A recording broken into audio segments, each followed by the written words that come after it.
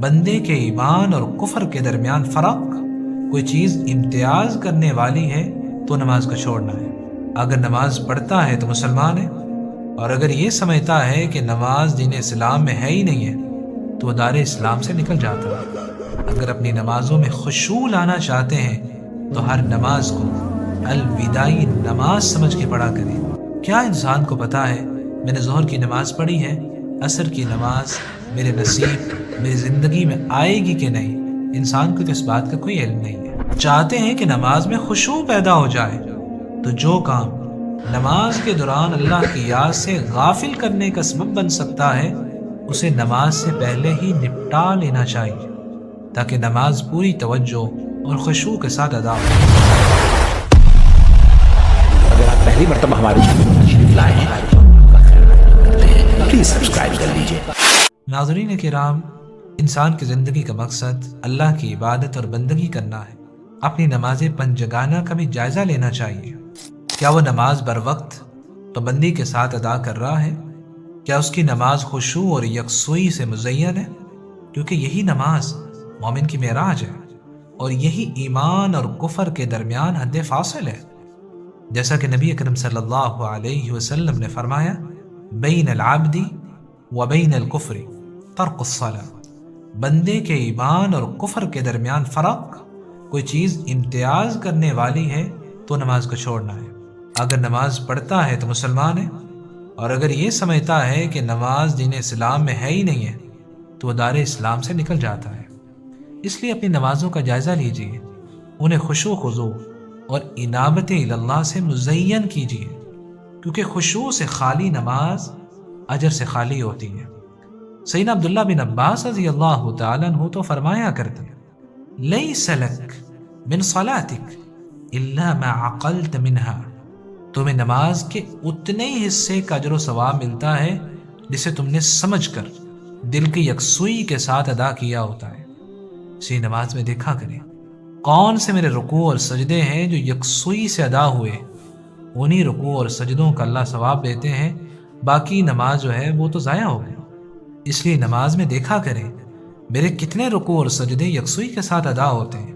عبداللہ بن عباس رضی اللہ تعالیٰ عنہ تو فرما رہے ہیں، اتنی ہی نماز کا ثواب ملتا ہے جتنے حصے کو تم یکسوئی سے پڑھتے ہو۔ صحیح ترغیب و ترہیب میں ابو دردہ رضی اللہ تعالیٰ عنہ روایت کرتے ہیں، نبی اکرم صلی اللہ علیہ وسلم نے فرمایا، اول ما رفع من امتی الخشوع حتی لا ترى فیہا خاشعا، میری امت سے سب سے پہلے جس نعمت کو اٹھایا جائے گا وہ نمازوں کا خشوع ہے، حتیٰ کہ تم مسجد میں جاؤ گے تمہیں کوئی بھی خشوع اور یکسوئی سے نماز پڑھتا ہوا نظر نہیں آئے گا۔ لوگ نماز کے لیے مسجد میں تو آ جائیں گے، لیکن ان کے دل بازاروں میں ہوں گے، ان کے دل گھروں میں ہوں گے۔ وہ پڑھتے ہوئے نماز بھی اپنی یکسوئی اور توجہ دنیا میں مشغول کیے ہوئے ہوں گے۔ وہ نماز پڑھتے ہوئے اپنے دل کی یکسوئی کو نماز میں نہیں لگائیں گے، بلکہ دنیا کی یادیں، دنیا کی باتیں ان کے ذہنوں میں گردش کر رہی ہوگی۔ عمار بن یاسر رضی اللہ تعالیٰ عنہ روایت کرتے ہیں، سنن نبی داود میں نبی اکرم صلی اللہ علیہ وسلم نے فرمایا، ان الرجل لینصرف وما كتب له الا 10 صلات 9 ثمنها 7 سدسها 5 ربعها ثلثها نصفها۔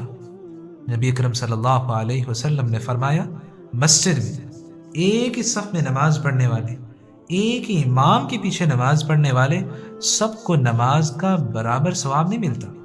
یہ تفاوت، یہ فرق کیوں ہوتا ہے؟ جس کی نماز میں جتنا خشوع ہوتا ہے اللہ رب العزت اسے اتنا ہی زیادہ اجر و ثواب عطا فرماتے ہیں، اور اگر نماز میں خشوع کم ہو اسے اتنا ہی کم ثواب ملتا ہے۔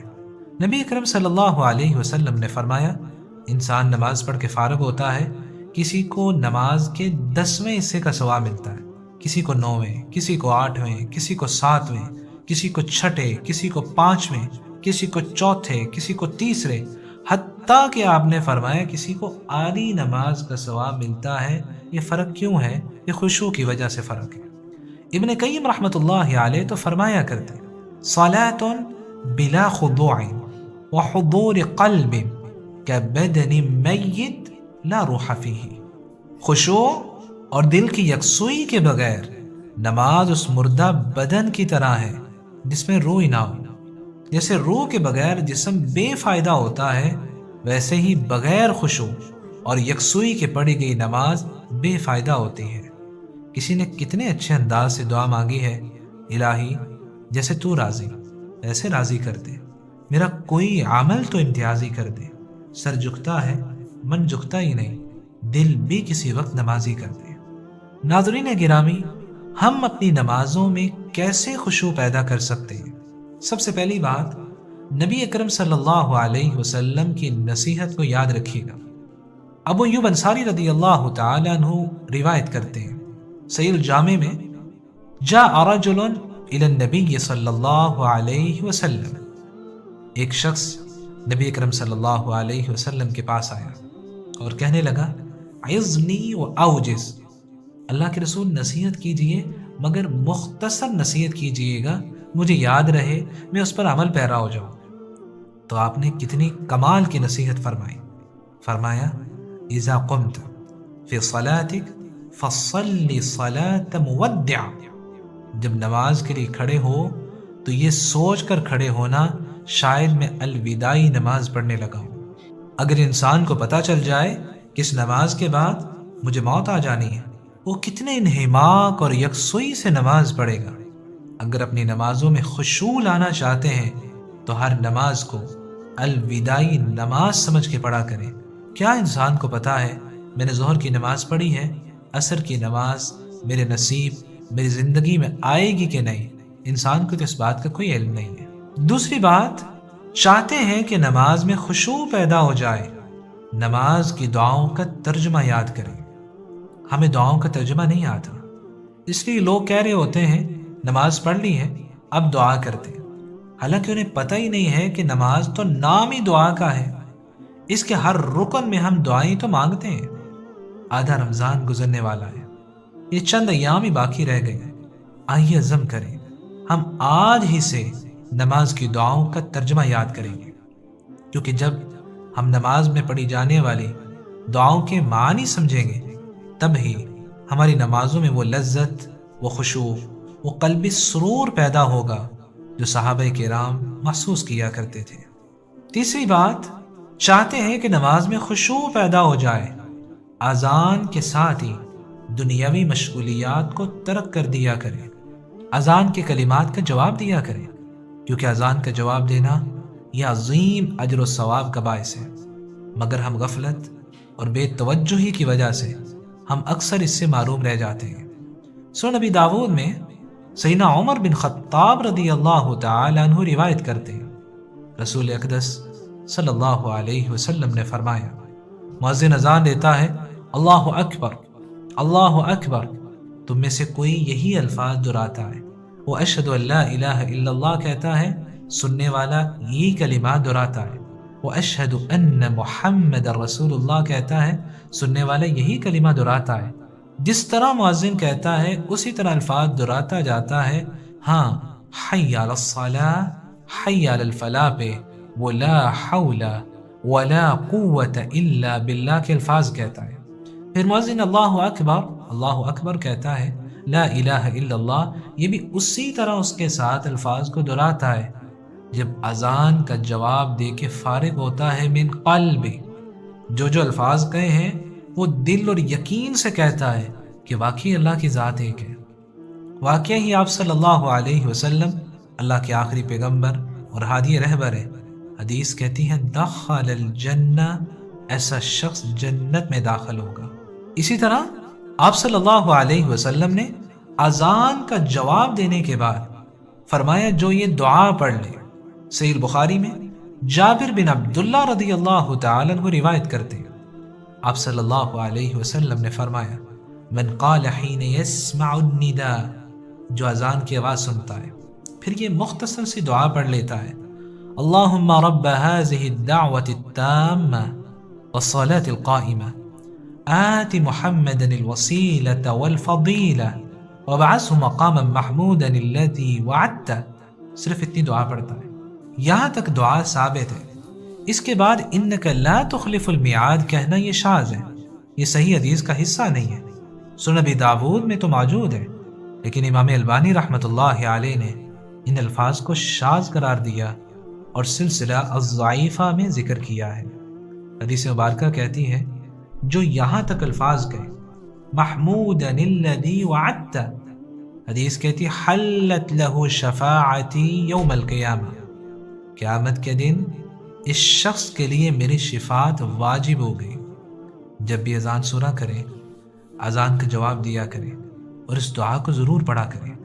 اسی طرح آپ صلی اللہ علیہ وسلم نے فرمایا، صحیح مسلم میں سعد بن ابی وقاص رضی اللہ تعالی عنہ روایت کرتے ہیں، آپ نے فرمایا من قال حین یسمع المؤذن، جو مؤذن کی آواز کو سنتا ہے پھر ان کلمات کو کہتا ہے اشہد ان لا الہ الا اللہ وحدہ لا شریک لہ واشہد ان محمدا عبدہ ورسولہ رضیت باللہ ربا وبمحمد رسولا وبالاسلام دینا، حدیث کہتی غفر لہ ذنبہ، اس شخص کے اللہ سارے گناہوں کو معاف کر دیتے ہیں۔